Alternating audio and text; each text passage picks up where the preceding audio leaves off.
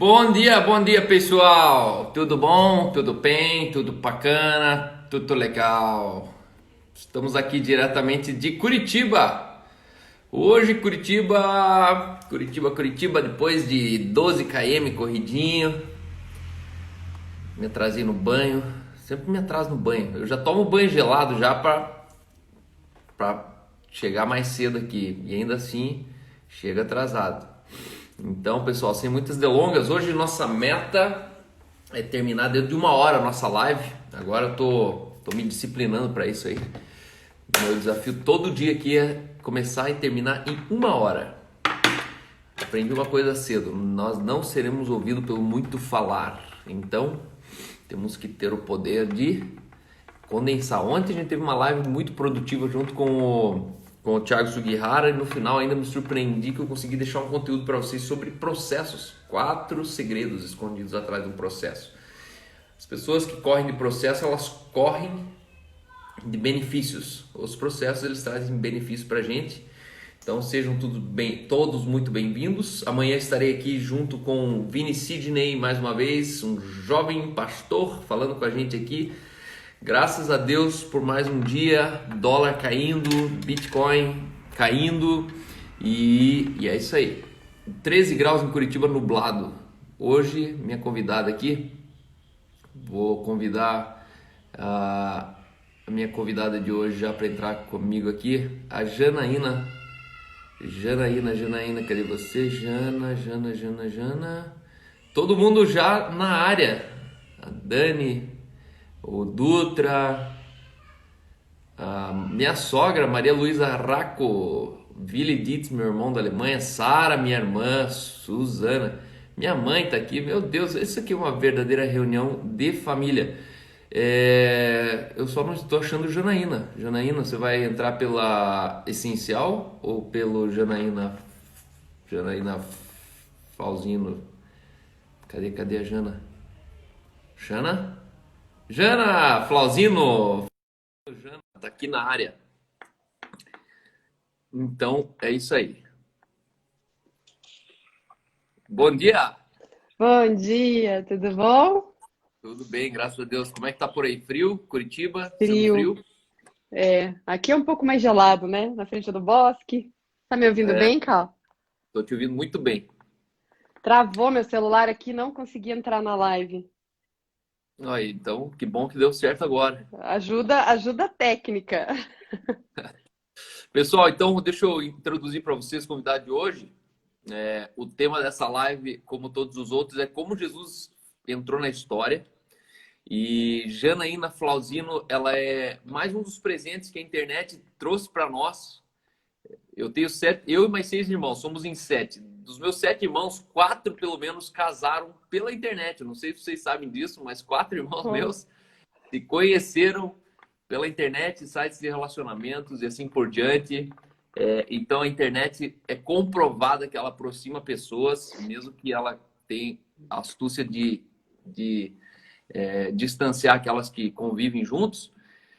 Mas um dia o César me escreveu e falou: cara, eu preciso tomar um café com você e tal. Te conheci na internet, pá. E aí, resumindo, foi um café suficiente para trazer a gente na mesa e a nossa conexão ela foi imediata, foi muito profunda. Creio que a Janaína legal.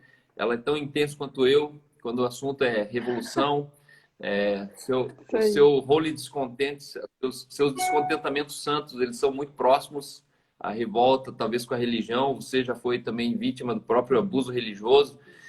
E hoje ela trabalha exclusivamente com treinamento e desenvolvimento de mulheres. Então ela tem um movimento de mulheres chamado Essencial, onde ela Uhum. chipa as mulheres, onde ela consegue transformar um pouco da experiência dela naquilo que Jesus fez na vida dela. Ela consegue ir derramando em outras pessoas e sempre desafiando mulheres. Isso é fantástico, essa é uma marca tua.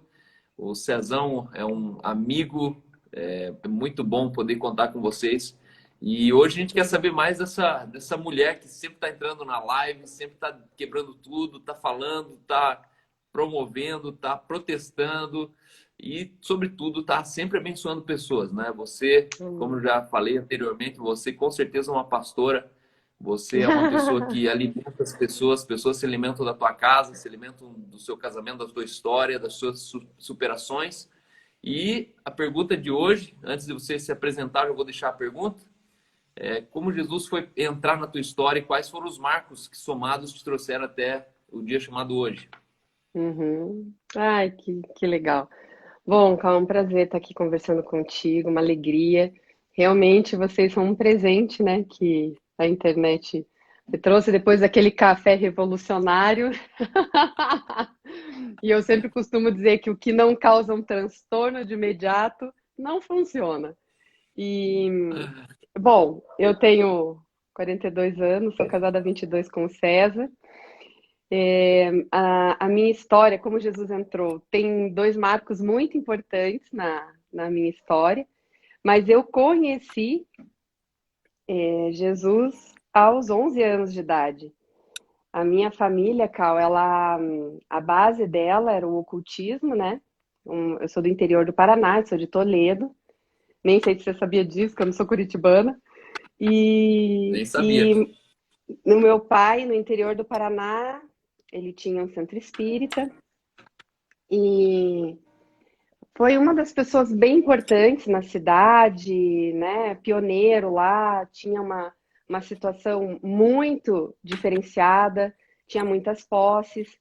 E eu cresci nesse ambiente, né? Eu cresci nesse ambiente onde o ocultismo era muito comum para mim. Então, de pequenininha, participar de tudo isso era natural. E eu percebo uma diferença muito grande, por exemplo, do César, né?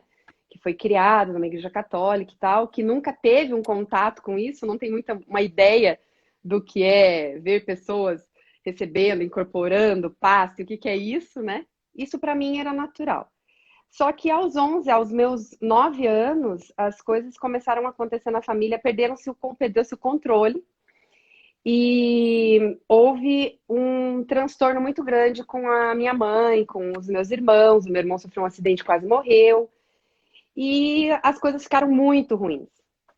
De uma hora para outra, a gente veio embora para Curitiba e o meu pai perdeu tudo, Cal. Todo o patrimônio que ele tinha construído, toda a situação, ele veio uma série de enganos e de erros e de coisas. Minha mãe ficou muito doente, tinha atestado para ir para o hospício, assim, eu falava português bem claro, muito doente e ninguém achava a causa, sabe? Era realmente uma opressão muito grande. Nesse desespero, ainda em Toledo, o movimento na década de 90 muito forte era a renovação carismática.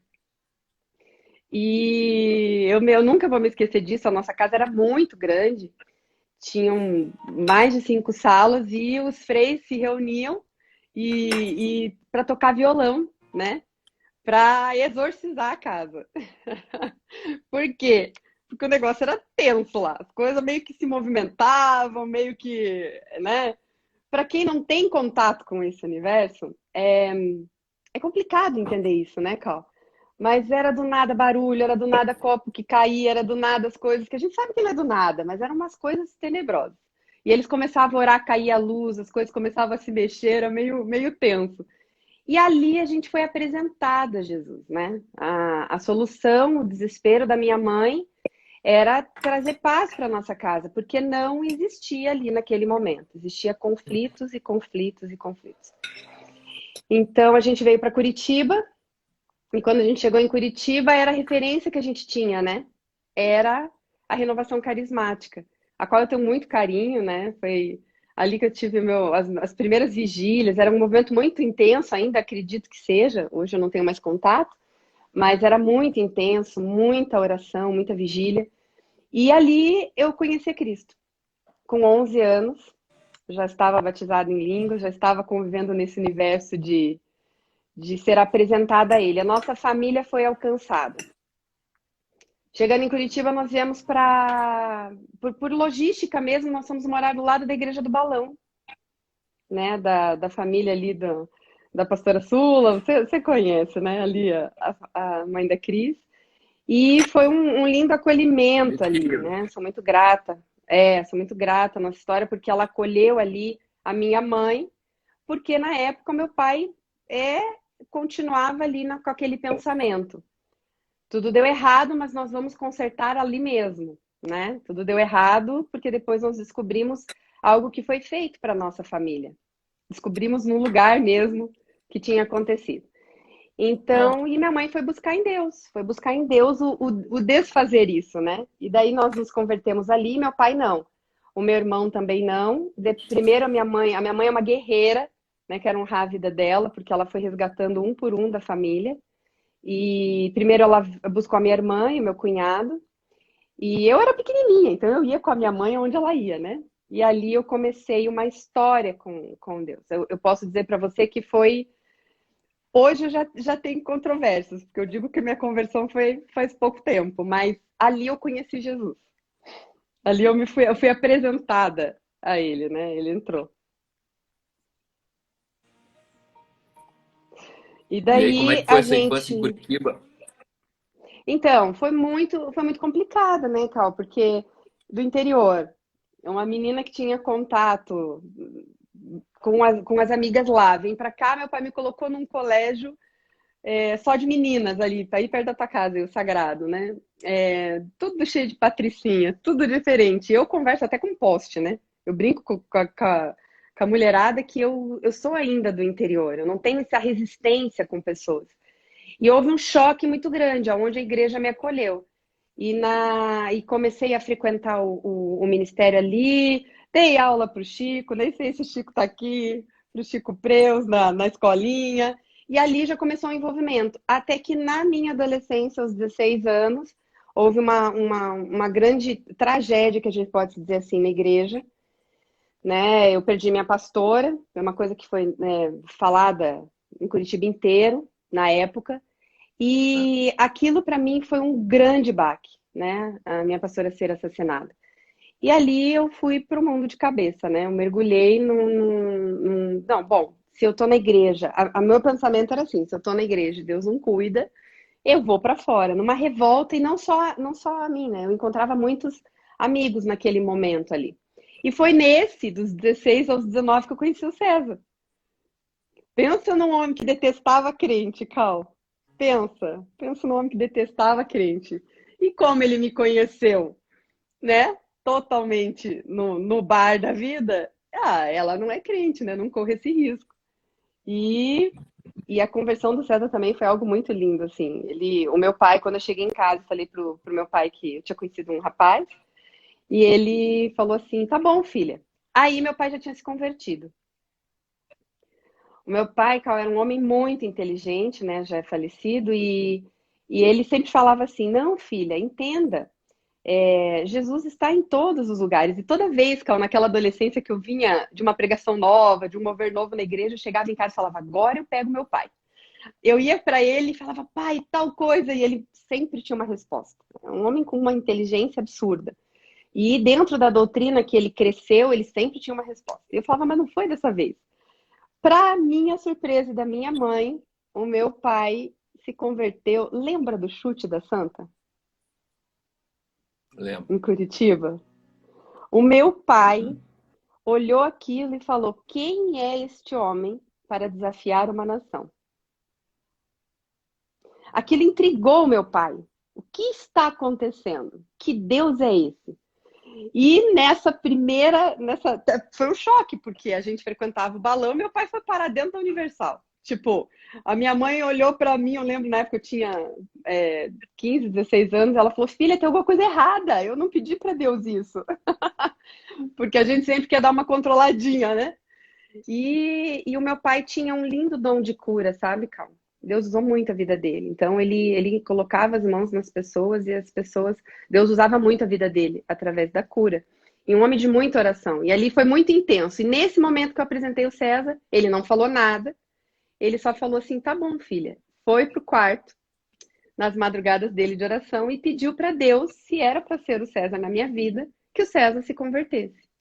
E passou poucos dias, o César chega no almoço de domingo, olha para mim, e eu estava desviada, não queria ouvir falar de igreja, nem de Jesus, nem de nada. Não queria ouvir falar. E o César olha para mim e fala: me batizei. Eu falei: como você batizou? Que igreja? Que você foi fazer? Que igreja que você foi? Eu quis fazer uma surpresa para você. Fui lá na tua igreja, do balão, Me batizei. Aí meu pai olhou na mesa e começou a agradecer a Deus. Tipo, era a resposta que meu pai tinha pedido, né? Aí eu falei assim, como assim? Se batizou, mas eu não quero ir pra igreja. E ele me levou de arrasto, né? Aí ele me levou. E começou toda essa história, essa intensidade. Depois ele se tornou parceiro do meu pai na fé. Os dois foram para dentro da Universal, né? Nesse momento que é muito diferente do que é hoje. Um momento muito intenso de conhecimento da palavra, de busca em oração. E trouxe para minha vida de volta esse resgate. Só que assim, Cal, quem me vê hoje, eu sei que deve ter aí uma galera das meninas aí, e me vê falando manso ou com muita sabedoria em lidar com a minha casa, nunca foi assim. Era muito pior, era uma pessoa extremamente irada e agressiva. Já comprei briga em estacionamento de shopping com um homem. Então não tinha para mim assim, levar desaforo mesmo professando uma fé. Ah, ame ao próximo. Não levo desaforo para casa. E eu lembro que minha irmã me largou nesse dia e eu avancei em cima do cara e o segurança que me segurou ali e eu só voltei da ira quando a mulher dele começou a chorar, ela estava grávida. Meu Deus, que vergonha. Ela estava grávida, ela olhou para mim e falou assim: "Menina, você precisa de Deus". Eu tinha 18 anos naquela época. E na hora deu aquele estalo, peraí, mas eu já tenho, né? Como eu preciso? E eu ouvi muita vergonha, porque a ira ela causa isso, né? A pessoa não sabe por que que ela está estourando e reagindo daquela forma, e quando ela volta para si, ela percebe o estrago que ela fez. E um estrago muito grande. A minha irmã me largou sozinha, falou: Não te conheço, eu ouvi o que que você fez, e isso era sempre. Lógico, castrei o meu marido, né, no início do casamento. Então, era uma pessoa rixosa, era a típica mulher goteira e muito abuso de autoridade, que foi resgatado há pouco tempo, porque eu decidi sair desse lugar, né? Na verdade, eu descobri, Cal, que eu reagia a todas as pessoas que abusavam de autoridade comigo, porque eu tinha sofrido um abuso na primeira infância. Então, na verdade, eu projetava nas pessoas o meu abusador. Então, fui descobrir os sintomas que me levavam a esse caos que eu vivia, mesmo tendo a Cristo. A minha família foi toda resgatada, o meu irmão saiu de um caos que tinha na vida, minha irmã, a gente, mas ainda eu verdadeiramente não tinha mudado a rota, sabe? Como diz você, nascido de novo. Eu não tinha mudado a rota. Então, eu tinha os costumes, eu tinha a maneira de falar, eu tinha a maneira de vestir, e só que eu fazia tudo o contrário, absolutamente tudo o contrário. Por medo, por insegurança, por controle, ainda falava para Deus assim: segura as pontas aí que eu dou meu jeito aqui. Inconscientemente, eu não fazia isso consciente. Eu controlava tudo, né? Então, isso gerou uma doença, desenvolvi duas doenças autoimunes, porque ninguém consegue viver. Travou? Não. Ninguém consegue viver nessa pressão emocional de explode, ira, controle, medo, insegurança. É como se eu tivesse o algoz o tempo todo na minha nuca, sabe? E tudo que você pode pensar de libertação, Cal, na vida eu tinha feito. Tudo. Tudo, tudo, tudo. Falava em libertação, eu estava lá inscrita. E isso tudo eu sei que foi um grande passo para eu chegar onde eu eu passar por tudo isso, entender, desenvolver maturidade. Até que chegou um momento no casamento que eu falei: chega, não quero mais estar casada, quero o divórcio. Meu filho tinha 3 aninhos, eu preparei uma. Mesmo vendo os meus pais lutarem pelo casamento como lutaram, eu sou filha caçula, muito mimada. Eu descobri uma situação que eu mesmo criei, extremamente manipuladora, e cheguei para o César e falei: eu quero o divórcio. Daí esse homem comeu o pão que o capeta amassou, como diz, low carb. Porque ele falou: não, não pode ser assim, né? Não pode ser assim. E eu acusava ele de todas as coisas possíveis que você possa imaginar. E daí ele buscou ajuda na minha irmã. A minha irmã, na época, já estava na primeira igreja, no Ministério de Casais. E ela foi todo o suporte, né, para ele, porque ele chegava em casa e humilhava. Ele falava: não, você está aqui ainda fazendo o quê? Por que você não saiu? Por que você já não foi embora?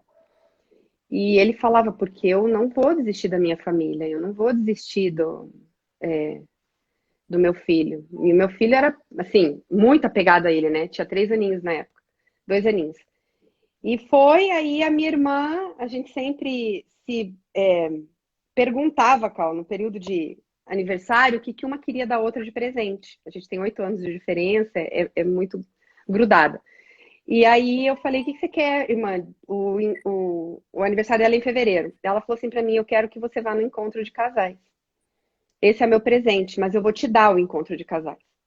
E ela já sabia, que eu só contava os dias pra ela que eu queria chegar em casa e não ver o César. E daí ela falou assim, eu falei assim pra ela: não, me pede qualquer coisa, me pede uma joia que eu vou te comprar, mas não me pede isso, porque eu não vou. Aí, e ela segurando as pontas com o César do outro lado, falando: segura, não sai de casa, fica aí, não aguenta. E ele falava: Ana, é muito difícil, tá tenso, fica aí. E na ponta de cá ela trabalhando, né? Quase que uma chantagem ali. Daí eu falei: tudo bem, então eu vou, mas eu vou com uma condição, que na segunda-feira eu nunca mais olhe para a cara dele. Eu não quero mais ver ele. Porque naquela época, Cal, para mim não existia perdão, não existia nada, entendeu? Mesmo falando do amor de Jesus. É muito antagônico, né? É a loucura. Não, perdoar não, não tem que perdoar. Aí eu pegava todos os versículos que me cabiam naquela situação, né? Isso me lembra a E força da religião. nossa, total, total, né? Eu conhecia Deus de ouvir falar, total. E literalmente a gente foi. E eu fui, inclusive, e hoje eu pego mulheres assim, né? Igualzinho, né? Eu fui, inclusive, afrontando as pessoas que estavam ali, né? Tipo, vamos ver. Já sentei no primeiro momento, falando: ó, segunda, só tô aqui porque segunda-feira ele cai fora, né? Não queria pegar na mão, não queria estar perto, não queria nada, ó, não vou. Carlos, tem uma coisa que eu nunca fiz na minha vida, foi disfarçar, né? Os meus pastores sabem disso. Foi chegar e falar: ó, tá ruim, não tá, é assim, é tal, odeio, não quero. Era papo reto mesmo. E graças a Deus, essa segunda-feira, ele sempre quando dá o testemunho, ele fala que essa segunda-feira nunca mais chegou, né? Houve um grande mover de Deus ali naquele lugar, é maravilhoso o encontro. E nós começamos a participar dali. Só que o que que acontecia comigo? E eu acusava o César de todas as minhas dores, porque a minha história, as que estavam em mim, que eu só reagia. Então eu fazia uma grande confusão, colocava Deus nessa bagunça toda minha, nessa bagunça emocional, nessa desordem, e comecei a entender e a buscar isso. Numa imaturidade, que hoje, quando eu medito nas cartas de Paulo, né, no próprio Evangelho, eu vejo ali o tempo todo essa orientação, né? Mas era mesmo uma cegueira emocional. E foi um caminho de 10 anos aí, Cão, que nos últimos 5 foi muito mais efetivo, a ponto de parar e olhar para mim. Peraí, eu acuso tanto ele das minhas dores. A frase que eu mais escuto hoje era a que eu mais falava, inclusive em oração. Mas peraí, meu marido muda, né? Meu marido, com todo respeito, meu bem, que você tá me ouvindo, mas meu marido é uma banana. Cal, é a frase que eu mais escuto hoje das mulheres e das mulheres cristãs. E toda vez que elas falam isso para mim, em mentoria, essa semana uma mulher falou assim para mim: não, mas eu quero um homem. E aí eu falei: opa, isso não diz sobre o seu marido, isso diz muito sobre você. Porque uma mulher insegura, medrosa, ela tenta controlar e ela castra o homem, né? Não deixa o homem ser homem. E aí ela falou: é sério? Eu falei: você precisa recuar. Porque, o Cal, como que um homem vai defender uma mulher se ela é o Carlão, né? Se ela é o macho? É Não é difícil. nem, não é nem defender, é amar, né? É cuidar. Eu percebo que, assim, até para eu deitar no ombro do César e me fazer frágil, não é frágil, mas para ser amada, eu tive que aprender. Porque eu só tive que aprender a me defender da vida. Então, mostrar para ele que eu não estava bem, para mim era quase que uma ofensa. Quando eu passei a ser mulher, ele foi homem. O made in Toledo não saía de você. Não. E literalmente, aquilo ficava por um processo mesmo de não conhecer, de não entender aquilo, né? O que estava acontecendo. E quando eu passei a ter. Aí eu comento que no meu testemunho que eu tive um encontro real com Deus no ano de 2008, aonde eu passei a fazer muitas coisas, Cal, muitas coisas para Deus, mas eu justificava que era para Ele. No início eu abandonei a minha casa, eu trabalhava demais, eu buscava suprir minhas carências fazendo coisas, entende? Então, o que você me pedisse para buscar aprovação, eu ia tentar te entregar, nem que para isso eu passasse noites acordada. E isso era uma falha minha, né? Eu não sabia dizer não, eu buscava aprovação, tudo pela rejeição que eu tinha, pela situação que eu tinha. Então, isso gerou o quê? Um total descontrole, né? De ordem, de hierarquia de valores, de questão familiar. Meu filho, você vai ficar com a vovó, tá? Embora ele estava com a vovó e amava, de domingo a domingo, ele não estava com a mãe. Agora a mamãe tem que atender alguém, agora a mamãe vai trabalhar, agora a mamãe vai fazer... Estava sendo terceirizado. E no ano de 2008 eu caí numa cama, nós fomos despejados, eu perdi o emprego, tudo, a vida virou de ponta cabeça. E é por isso que eu digo que eu amo caos, porque foi nessa hora que eu me deparei com Jesus. Foi nessa hora que eu cheguei para Deus ainda na petulância de falar, peraí, eu tenho uma lista de coisas que eu faço aqui, eu tenho tudo isso de conhecimento e tô nesse caos, não vou falar palavras, né, nessa M, mas tô nesse caos aqui. Como assim? E foi muito claro ali quando, nesse confronto, se é que pode se dizer assim, ele falou, mas eu nunca te pedi para fazer isso. Você fez. Nada, sou do seu marido. Tá aí? Tá aí? Voltou? Para mim travou aqui. Voltou agora. E eu falei isso para quem estava perto de mim, tadinha da minha pastora, escutou cada bobagem da minha boca. E falei, não adianta nada, nananã. Longe de me comparar, muito longe de me comparar com Jó, mas foi aquele choque que eu percebi quem era esse Deus, né? E comecei a buscar nele. Eu lembro que nesse ano de 2008 eu tive contato, CD ainda, Cal. A minha pastora me entregou um CD do Ed René, chamado Caminho do Amor. E eu estava pintando aqui, a gente já tinha mudado para casa, eu fiquei 4 meses numa cama, Cal, para descobrir o que eu tinha. Eu tinha muitas patologias e nenhum médico descobria. Hoje eu sei que é devido a um descontrole emocional e alimentar, né? Eu comia também para suprir essa carência. Então, tudo isso, nessa base, eu cheguei a esse caminho do amor, é esse amor abnegado, né? De 1 Coríntios 13, esse amor. E aquilo, assim, para mim, foi aquele amor de cruz, né? E eu falei assim, como assim? Como assim eu tenho que amá-lo a ponto de transformá-lo? Como eu tenho que permitir que esse amor de Deus mude a vida das pessoas que estão à minha volta, através da minha vida? Como eu posso suportar tudo isso? Como eu posso, né, crer?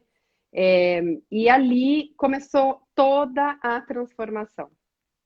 Intensa, que eu não sou uma pessoa, eu mergulho mesmo. E até eu encontrei uma carta esses tempos que uma amiga, a Ali, que também está assistindo, ela falou, amiga, lembra de uma carta que você escreveu para o César, que na época ninguém entendeu nada? Essa carta, no ano de 2008, ela é a nossa vida hoje, Cal. Ela é exatamente, vamos dizer assim, um ato profético, vamos falar assim no crentez. É literalmente hoje o que a gente vive. E eu honrei a vida do César no encontro que a gente estava trabalhando de casais, pedindo perdão para ele de tudo que eu tinha feito e me colocando no lugar de decidir amá-lo todos os dias e transformar esse amor através do amor de Deus. E foram 12 anos. Todo mundo fala assim, mas então foi assim, né? Porque a gente faz as besteiras, a gente passa uma década fazendo bobagem.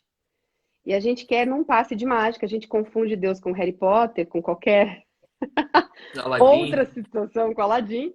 E a gente quer instantaneamente que todos os relacionamentos se consertem num passe de mágica. E eu tive que fazer um caminho de volta pro coração do meu filho e pro coração do meu marido. E não foi fácil, porque você recuar, né? Você entregar tudo, abandonar esse abuso de autoridade, não querer mais estar nesse lugar, né? De humilhação, de afronta, de briga. Eu gritava demais, eu era uma pessoa muito briguenta. E hoje, quando eu escuto as mulheres falando assim pra mim, nossa, Jana, eu escuto teus áudios, me traz uma paz, a tua voz é doce, eu dou risada, cara. Porque isso é fruto total, total, né, do Espírito Santo de Deus na minha vida. Porque se tinha uma coisa que eu não era, é um paradoxo, eu nunca fui doce na minha vida. E eu lembro que quando eu perguntei para Deus, nessa transformação toda que acabou virando essencial, como ele me via, né? Quem que eu era na minha essência? No ventre da minha mãe, como que ele me formou? O que que a dor tinha me transformado? E me veio doce, que eu era uma pessoa meiga, amável e doce. Falei, não, o Espírito Santo está com alguma confusão aí, que não sou eu.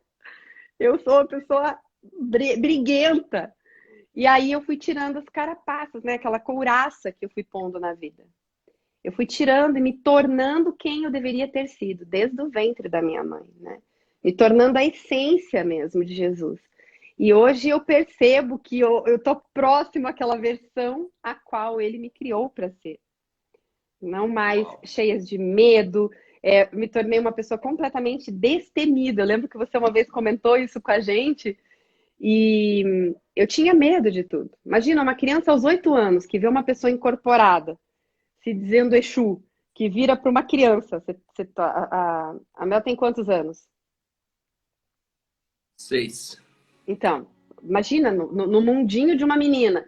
E ele vira para mim e fala: Eu vou te pegar? Você é minha?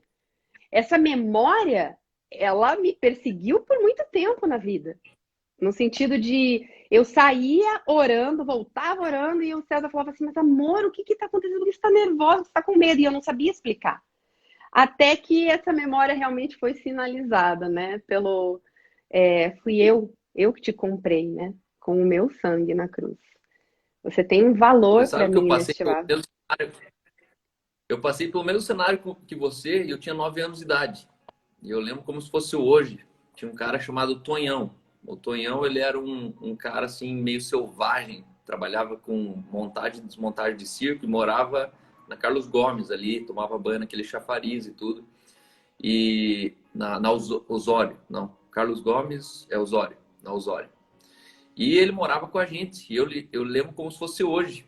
Ele endemoniava e precisava de uns 8 caras para segurar ele. Ele trabalhava com corte de plantação de pinos, de eucalipto. Ele era literalmente um touro, o cara. E um dia eu tava. E o Antônio, o Tonhão, ele virou irmão nosso. Só que ele tinha tipo 30 anos com a cabeça de 10, 12. Né? Ele cognitivamente ele era um moleque de rua. Ele era um piá de rua. Desde os 2 anos de idade ele cresceu na rua sozinho, fuçando lixo, comendo e tal, e virou da família nossa. Ele ensinou eu a jogar a Cinco Maria, que é com a pedra. Você pega Uhum. por pedra, joga, pai, pai, pai. A gente ficava horas jogando e um dia ele endemoniou comigo jogando. E ele era um negão assim, ó. Ele olhou para mim e fez assim, ó. E ele veio para cima de mim. E quando ele foi tentar pegar em mim, ele não conseguiu me pegar. Eu tinha 9 anos. E nisso ele pegou um freezer horizontal que tinha de carne e começou a girar esse freezer no refeitório da casa de recuperação. E parecia um ventilador, o freezer.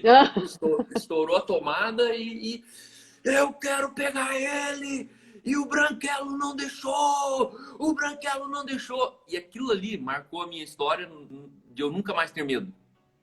Olha que Nunca mais. bacana. E aí eu fiquei pensando agora, né? Você estava do outro lado da história, né? Você teve medo de um diabo que não te apresentaram um Deus que é maior do que ele.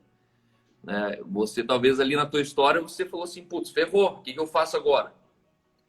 E para mim estava tão dentro de mim que eu expulsava demônio com 6 anos, com 5 anos. Meu pai ele Nossa, ficava horas sim.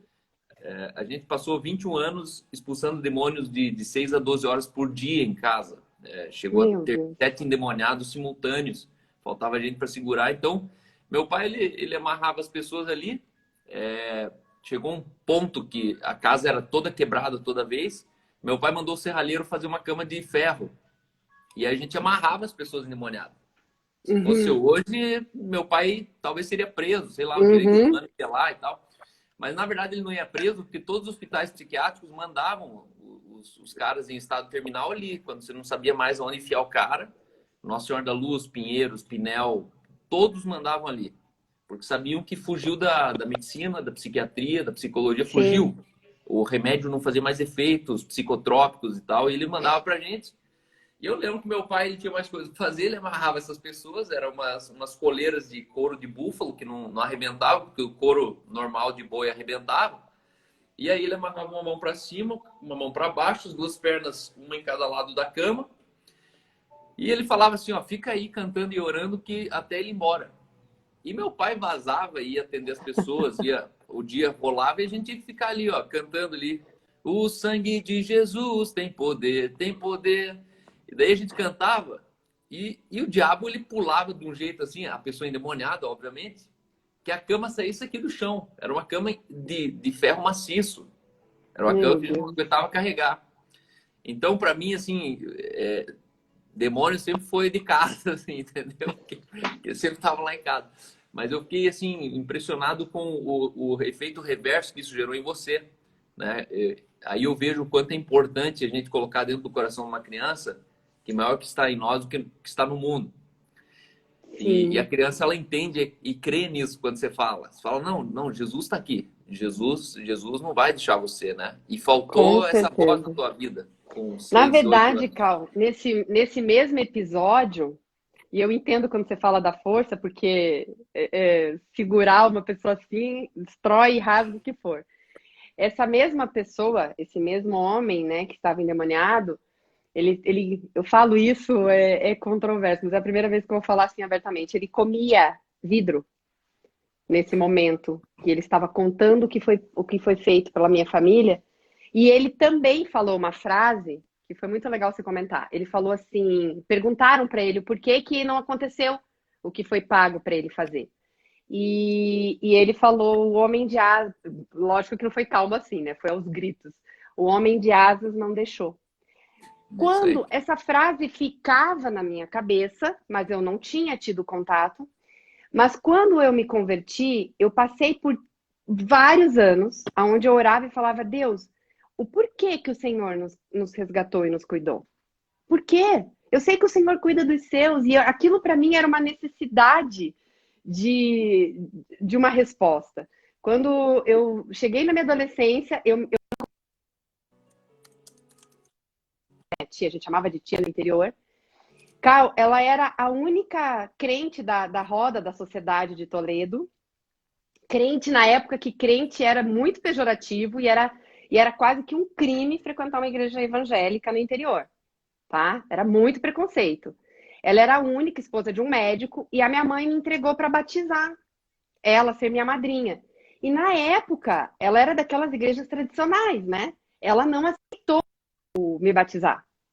E ficou assim, ficou uma indisposição, sabe? Na roda de amigos. E depois me venderam a ideia de que ela tinha me rejeitado. Bom, eu já tinha sido tanto rejeitada, era só mais uma rejeição. E aos 17 anos, ela foi visitar, a gente perdeu o contato, ela foi visitar minha irmã. E quando ela chegou lá, ela me abraçou e falou assim, minha filha, e começou a chorar. Como eu me sinto culpada por não ter, né, te acolhido. E eu abracei ela e falei, tia, só me responde uma pergunta. Aí ela falou o quê? Você orava pela minha família? Aí ela começou a chorar intensamente. Foi um momento muito lindo para mim, que eu nunca mais esqueci. Ela falou assim: nem um dia sequer eu deixei de clamar pela vida de vocês. Uhum. Ali se deu a resposta de um justo orando em nosso favor. Entende? Resgatou a família inteira. E ali eu honrei a vida dela e eu comecei a falar, foi um momento muito lindo. E eu Uau. falo isso abertamente para as pessoas, porque você que está ouvindo a gente hoje, muitas vezes você não tem acesso. E hoje eu entendo que o evangelho ele precisa ser vivido, não só falado, né? A gente muitas vezes acha que tem que sair falando, empurrando goela abaixo das pessoas, mas deixa de viver. Mas Uhum. se tem uma arma que você pode fazer por alguém que você gostaria muito que essa pessoa desfrutasse de uma vida plena, de uma vida nova com Cristo, é orar por ela. É clamar diante de Deus por ela. O poder da oração de um justo diante de Deus, ele tem muito efeito. Ele É. alcança a vida de pessoas que muitas vezes não teriam essa perspectiva, né? Amando e acolhendo. Então, você comentou isso, eu tive que mencionar isso, voltando na história. Mas aí, Cal, ali é onde a gente começou eu comecei todo esse processo de recuar. Como eu vou devolver a autoridade para o meu marido que eu mesmo tirei? E a história do César também é uma história bem intensa e foi um processo difícil. Eu digo para as mulheres hoje que o que eu coloquei no essencial em um mês, eu levei 10 anos para passar pela dureza do meu coração. Sou muito Uhum. franca em dizer isso, Uhum. porque eu resistia a Deus. Então, por orgulho, por medo, resistia. Então, quando eu me tornei realmente mulher, a minha essência, hoje eu vejo, né, tanta coisa, eu vejo que a mulher foi tão empoderada e se perdeu, nem sabe mais o que é isso. E nessa essência da feminilidade, de ser, se poder ser vulnerável, cara, vulnerável. Sabe, a primeira vez que eu falei pro César, eu não sei, eu tô triste, eu não sei o que fazer, ele se chocou, porque eu sempre sabia tudo, eu sempre era forte, entende? Eu era uma fortaleza. E ele olhou pra mim e falou assim, como que você não sabe? Eu falei, eu posso te ajudar junto a descobrir, mas eu não faço ideia.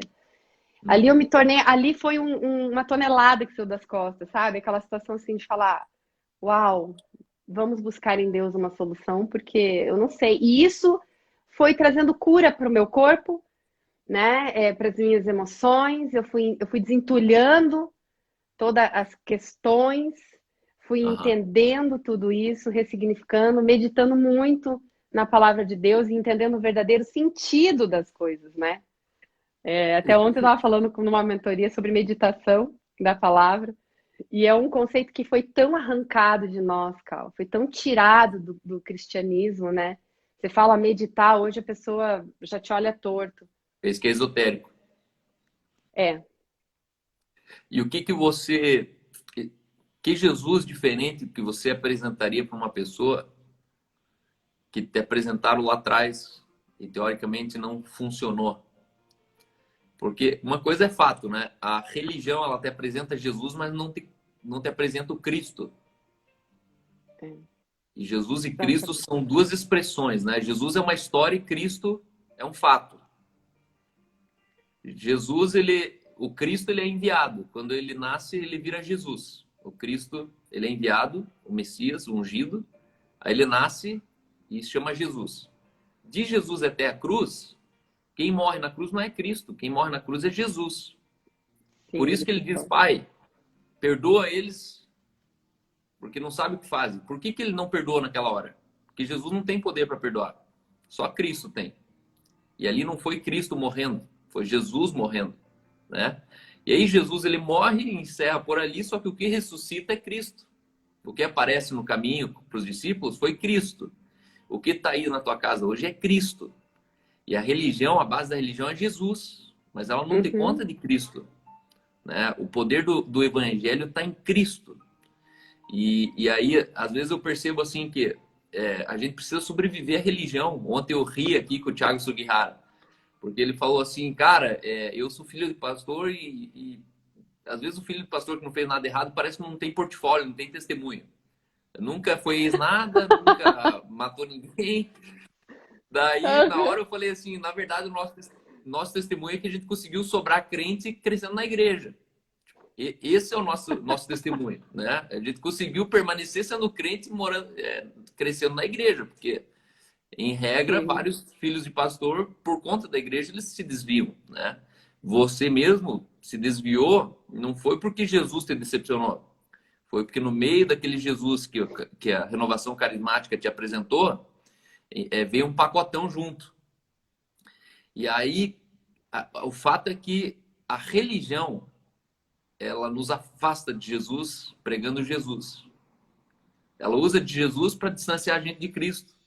Fato. E aí parece que a coisa fica teórica. É igual você falou, né? Pô, nada é prático, né? Eu quero fazer uma live aqui só sobre religião, a força da religião.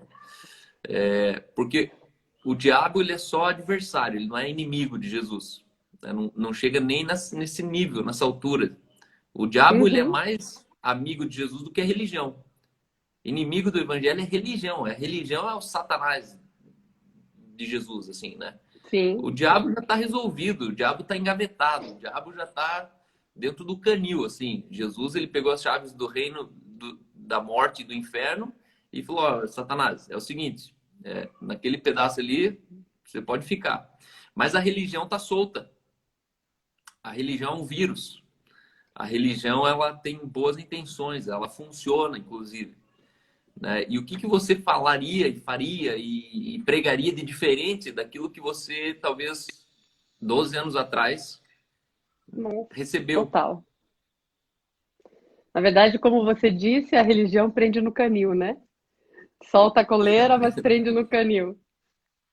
Na verdade, Cal, eu percebo que assim, o maior choque e é um choque, porque hoje eu percebo que eu ia para a esquerda, eu tô indo para a direita, porque eu gosto da direita. Por isso que eu uso que eu vou para a direita. Então eu tava indo para a direita. Hoje, eu percebo quando eu menciono, eu confronto com Lucas 6, ou aquele que quiser vir após mim, né? Tome essa cruz, negue-se a si mesmo, tome a sua cruz e siga-me. Eu percebo que hoje foi retirado aquele que quiser vir após mim, siga-me. É tudo muito natural. E o que eu vejo uma grande diferença da religião para o Cristo é que nós nos preocupamos muito em moldar o exterior. Então, é tudo focado no que eu faço, no externo, mas a gente não olha para essas misérias, para essas víboras interiores, que é o orgulho, que é o egoísmo, que quando eu preciso perdoar alguém, eu não quero perdoar, o que está cheio de mim, dentro de mim, é o meu egoísmo, né? É o meu é o orgulho, é puro orgulho, e eu não abro mão disso. Só que é isso que me afasta de Deus. É exatamente isso que me bloqueia para chegar nele. E eu percebo muitas vezes que quando eu falo assim, Jana, meu marido me traiu, ou eu traí o meu marido, não. Vou falar uma situação que é mais caótica dentro da igreja, que é simplesmente eu falo, ok, mas para isso existe o perdão. Você sabe a base dele? Muitas pessoas, a maioria das pessoas não tem estrutura familiar, não sabem o que é valores, não sabe o que é princípio, não foi ensinado. Vem de uma família totalmente desestruturada, não tem um pai a qual ensinou ali, né, o caminho a seguir, princípios. Até isso, eu lembro esses dias que eu tive que debater sobre prioridade, comprometimento, palavra dada, honra. Falei assim, gente, isso é coisa básica. A gente nem É está base. falando sobre evangelho aqui, a gente está falando sobre hierarquia de valores. Eu não respeito, Verdade. Cal. Eu não respeitava o meu filho e meu marido.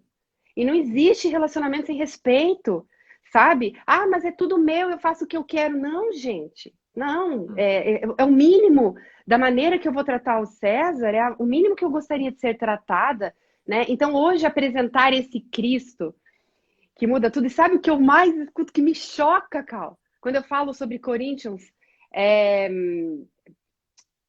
primeiro, me fugiu agora, primeiro Coríntios 13, sobre o amor, eu escuto assim, ah, não, mas esse amor a gente vai viver só na glória.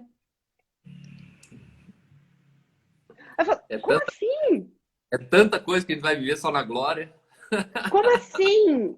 Esse amor abnegado, sabe? Esse amor desinteressado, aonde eu vou amar o César não esperando algo em troca. Eu vou amar o César por amá-lo, né?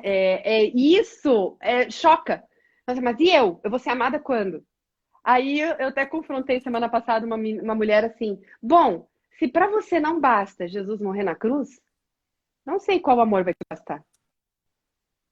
Porque não tem amor maior. É.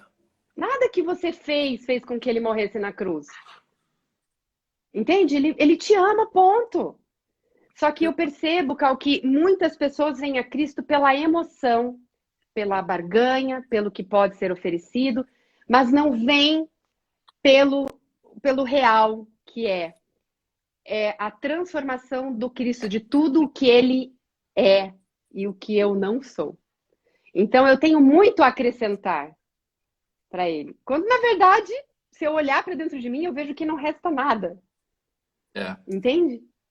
É essa a diferença. E daí começa a manipulação e o controle, né? Que a gente sabe muito bem como que é. Então, eu percebo que enquanto a gente estiver debatendo, e chega muito para nós em grupos, Jana, eu posso ou não fazer tatuagem? Eu posso ou não fazer piercing? Eu posso ou não isso? Eu falo, bom, enquanto a gente estiver debatendo isso, a gente não vai estar perguntando. Vocês não me perguntam se eu devo ou não perdoar ou pedir perdão. A gente está no raso, a gente está no superficial, No entendeu? cosmético, estético. A gente está debatendo coisa ali da pré-escola, entende? Sendo que quando a gente deveria mergulhar no profundo e ver o que realmente não agrada. E quando eu digo não agrada é porque me afasta dele. Não tem nada mais abominável, Cal, do que o orgulho. E aí eu costumo dizer que acontece uma coisa, e eu tô falando aqui, né, por um pastor de igreja, mas acontece assim, a pessoa vem para a igreja, cheia de amor para dar, prestando serviço e tal, né? E aí apresentam a Jesus para ela, não o Cristo. E aí ela começa, uau, ter uma utilidade. Porque ela realmente é necessária. Faltam ceifeiros, lembra? E aí vem lá e tal, beleza. Aí ela já muda a roupa, ela muda a fala, aí ela já é um pouco mais importante. Aí ela já tá um pouquinho mais perto de Jesus. Aí ela olha pro camarada que tá na rua, e esse daí precisa se converter. E esse daí É. precisa conhecer Jesus, porque eu já tô num nível maior. Aí ela recebe um cargo. Aí a gente vai lá para Timóteo, né? Aí ela recebe um cargo. Aí ela já tá numa patente mais alta ainda. Aí ela olha pro outro e fala: eu acho que ele tá traindo a mulher. Ah, mas é porque, né? Só que ela não olha para dentro dela o quão soberba ela é. Ela não olha para dentro dela o quanto ela se coloca em posição superior às outras. Porque, Cal, se eu olhar É. para você, se é uma pessoa que chega para mim e fala: eu caí, eu fiz algo, e eu olhar para ela em posição superior porque eu acho que eu não vou cometer o que ela fez, eu já caí. É. Entende? Caí no É isso orgulho. aí. Porque eu peco de maneira diferente no sentido de. Não sei se eu estou conseguindo me explicar nessas misérias, porque eu tenho que lutar. Hoje já está muito melhor, mas quando eu percebo que a dificuldade do orgulho, justamente de ter uma história, de falar, não, bater no peito, tem uma história com Jesus, isso e aquilo. Cara, se tirar ele de mim, não sobra nada. Entende? Jesus, Do tudo que fez. ele explicou o fenômeno do pecado. Pecado é efeito colateral de uma intenção. O pecado não é a mulher que eu comi. O pecado é a minha que eu deixei de comer, entendeu? Aham. Feio nessa palavra, né? Mas enfim, desculpa. A mulher que eu adulterei, né? Vamos ser Sim. cristão aqui, pastor. Mas a mulher que eu adulterei. Jesus falou: aquele que olhar com olhar impuro para uma mulher, com ela já adulterou. Então, adultério não Sim. termina na cama da vizinha, começa na cama da tua esposa, entendeu? E aí, quando a gente vê o pecado numa pessoa, já é tarde de um pecado que, na verdade, eu só pensei, ela fez. Aí eles falam: É. não, ele pecou. Ele pecou, eu não. Então, o buraco é bem mais embaixo, né? Por isso que, na E- verdade, e- se a gente entender o pecado, fica mais fácil de entender as pessoas. Não, com certeza, e a gente se torna juízes, né, cara, o tempo inteiro. O tempo É, inteiro julgando, o tempo inteiro sentenciando. E eu digo para você que às vezes chega casos para mim, para o César, que realmente a gente buga, né? E eu falo para o César assim: eu não tenho como me colocar no lugar de juiz dessa pessoa, porque eu não sei a realidade. Uma live tua com o Gó, vocês falaram muito sobre empatia, sobre isso. eu não sei a realidade que ele vive. O que ele vive, as dores dele, eu não sei, eu não consigo entender um adulto sem olhar para a criança que ele foi, a história, a intensidade de vida dele, mas eu tenho que estar aberto para amar, acolher essa pessoa e dentro desse amor tá o confronto, né? Sabe aquele para que tá feio? Eu sou grata até hoje, Cal, porque a pessoa que me fez isso, uma amiga minha muito querida, católica, que teve a coragem de me confrontar e de falar assim, olha, você faz toda essa bagunça aí, para que tá feio. Entendeu? Tipo, para aí. Eu falo assim, pô, mas é isso que eu sei fazer. E no meio dessa bagunça toda ainda você fala que é Jesus. Então, vamos ordenar as coisas. É isso aí. As coisas no lugar. E quando eu falo para a pessoa assim, você perdoou? Ou melhor, eu vou um passo além. Você topa pedir perdão? Porque tem um passo muito importante dentro do essencial sobre isso. E a pessoa fala, mas eu não vou pedir perdão. Imagina que eu vou pedir perdão. Eu sou vítima. Aí você já percebe tudo o que está dentro, tudo que a pessoa tem junto com a dor é o orgulho. E ela fica presa numa gaiola onde ela tranca a chave para dentro e fica ali escolhendo viver aquele mundo. Mas foi para a liberdade que Cristo nos libertou.